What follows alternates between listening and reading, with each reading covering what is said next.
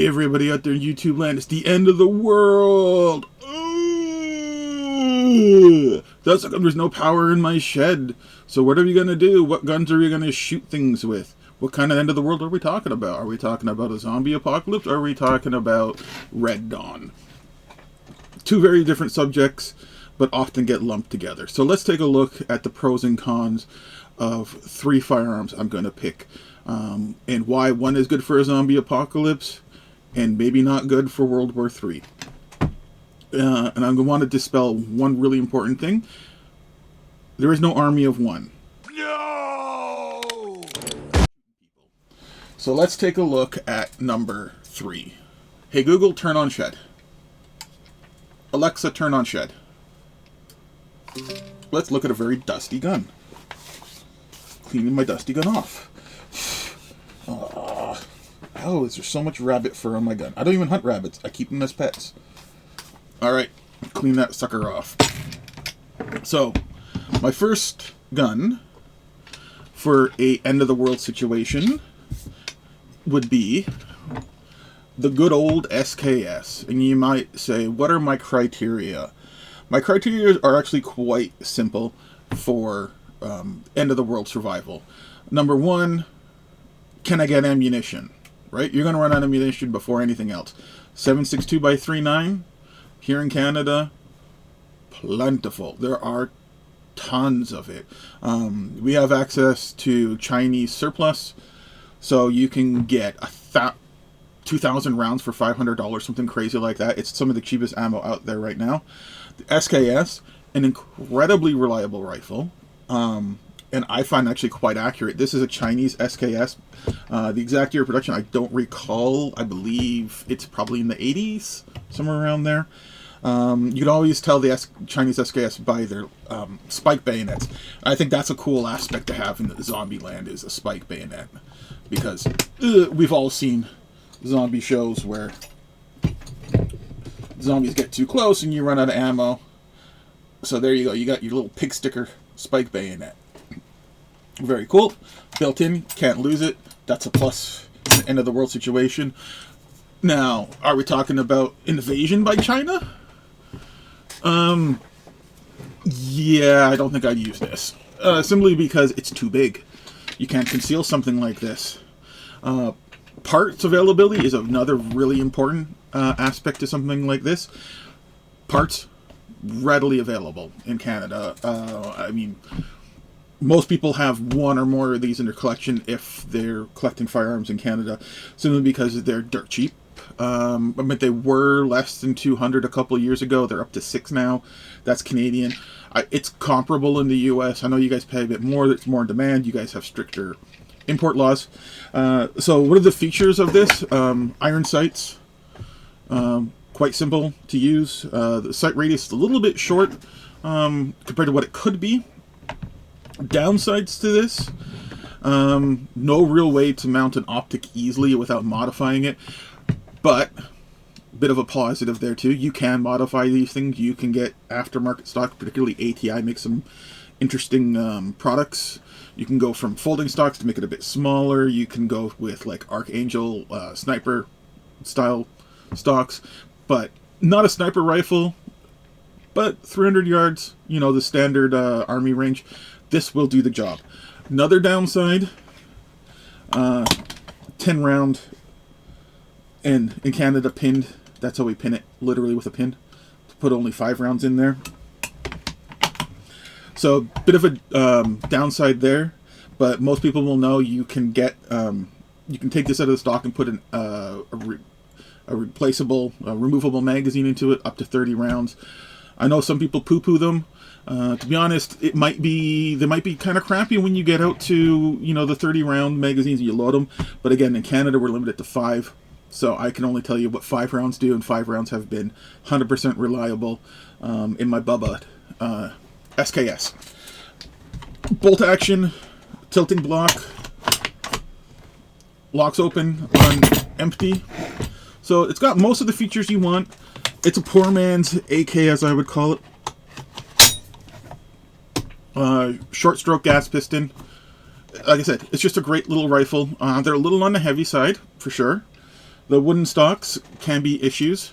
The trap door on the back for the cleaning kit will eat your finger.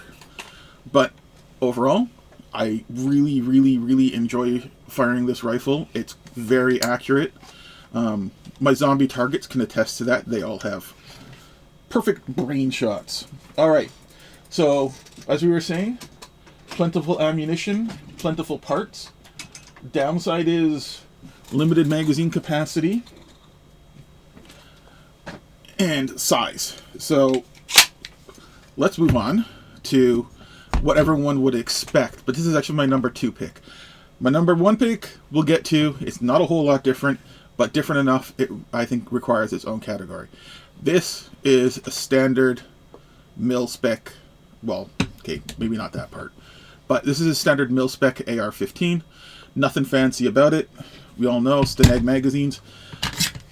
Easy to get. Again, in Canada, we're limited to 5. Got this off Brownells, really cool.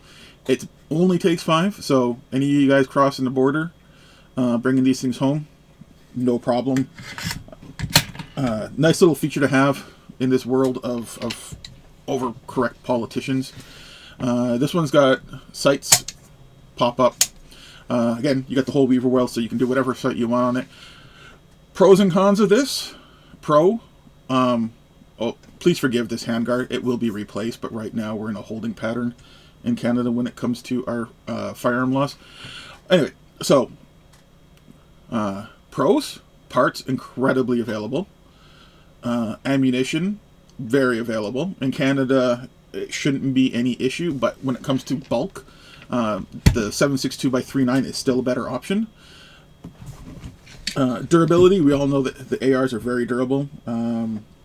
No issues. I can't imagine this thing falling apart in any real way more than any other.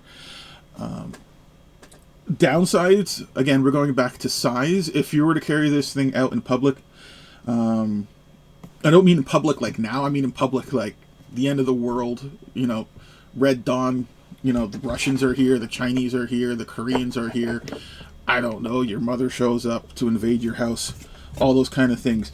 If you were caught in public with a rifle like this, you would be executed. So all you guys out there talking about your damn Barrett 50 cals and stuff like that, let's be realistic, everyone. Come on, that's going to get you killed. And a lot of you guys with military training, I don't know what you're thinking when you tell me that the 50 cal Barrett is the #1 choice for the end of the world. Or even something like this AR this big is your choice for the end of the world.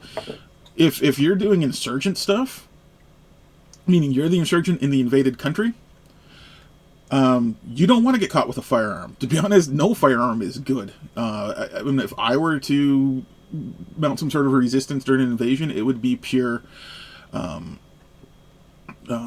sabotage. You know, railway tracks, industry, things like that. Things that will cost money, not lives. If you want to win World War III, think of Afghanistan and what happened there. You don't need a big rifle, and if you were caught with a rifle, even out in public, you'd be shot down by like Apache helicopters or drones real quick. So, what is my #1 choice for surviving both World War III and the zombie apocalypse? My baby. My little baby. It's my baby. This is what I jokingly call my honey beaver. So it is also an AR-15 based. Same company. This is the NEA Arms. There's a video on this if you guys want to see it as well. I'll throw a little link at the end. You can check that out, hopefully. So this one here is considerably smaller. I mean, there you go. I mean, that's with the collapsed stock and everything. It does have a shorter buffer tube. Everything's been modified, but this thing you can hide under a jacket.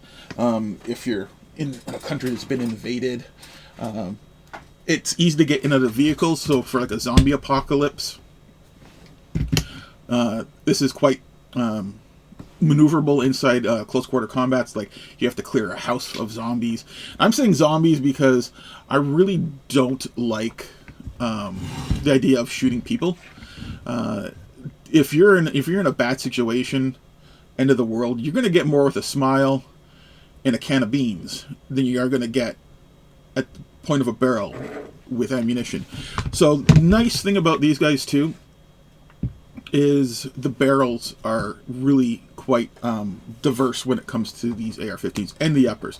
I mean, you could easily, well, not this one, but you could easily swap uppers on most of these rifles.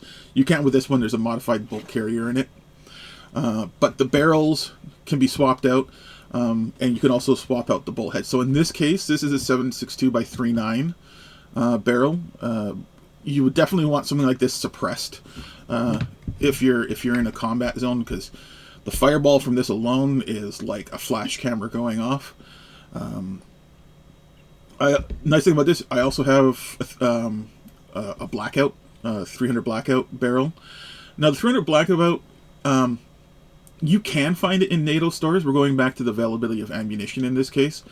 You can find it. I wouldn't rely on it, but because you can have extra barrels, you do require special tools for removing the barrel and stuff like that. Nothing major, but you can't just do it with a crescent wrench. I'm sure some of you out there say you can, but you shouldn't. So long story short, you can swap out the calibers, you can swap out the length of barrels on something like this. This would be my number one choice, but also going back to some of the earlier ones, the idea of concealability in a zombie apocalypse, not really a concern, but I would say maneuverability. Well, yes, maneuverability, being able to like I said, clear buildings and stuff like that. I mean, are humans going to be the biggest threat to us? Reality, probably so. Environment is probably the biggest threat to us, so starvation, weather, and stuff like that. Going back to the aircraft survival, this wouldn't be a bad choice either. Sorry, kind of backtracking a bit there in one of my videos. But anyways, this would be my number one choice for the zombie apocalypse and surviving World War III, because it's concealable, it's good for close quarter combat. I know if you're out there in Colorado, this is not what you want, but it's better than a handgun, and it's smaller than a rifle. So those are my choices for the zombie apocalypse in World War III. I hope you guys like them. But like I said, I do want to dispel the myth of the army of one. Don't get in that fantasy idea. I mean, fantasize, it's fine. Write stories, dream about it. But be realistic. If something does go bad, don't think as your firearm as your answer to your problems. It's going to create more problems. Be it social unrest or even something feeling like World War III or Civil War. That's all I have to say. I mean, I don't think I have to say anymore. I hope you guys understand. I hope you agree that you can get a lot further in life being nice than you can being forceful. I hope you agree. I hope you have any differing opinions. Please let me know. Be polite, guys. I know this is a touchy subject. Nobody's right. Everybody's wrong. Everybody thinks they're right. You know how it goes. It's opinion, not fact. Thank you guys for watching. Please like and subscribe. Every single one of you matters. And thank you.